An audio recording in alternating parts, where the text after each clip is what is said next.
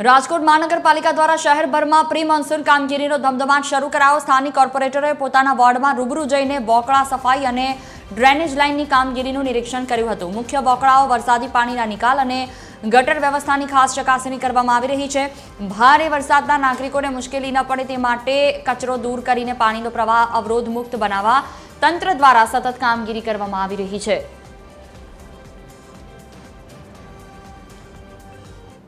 તેમાં એવો રિપોર્ટ મળ્યા હતા કે ભાઈ 70% કામગીરી પતી ગઈ છે અને 30% કામગીરી નથી પતી।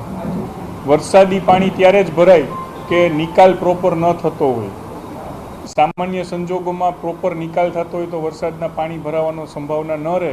એટલે અમારા બધા જ કોર્પોરેટર અને કોર્પોરેશનનું જે તંત્ર છે એ એક સાથે આજે સવારે 9 વાગે રાજકોટના 18 વોર્ડમાં બોકડા સફાઈનું નિરીક્ષણ કરવા નીકળ્યા છે અને એનું ખૂબ સારું પરિણામ પણ મળ્યું છે। ઓલમોસ્ટ ઘણી બધી જગ્યાએ 80% બોકડા છે એ ક્લિયર છે અને 20%માં જે નાની મોટી મુશ્કેલીઓ હતી ધ્યાને આવી છે એટલે દૂર કરવાની તાત્કાલિક સૂચના આપી છે।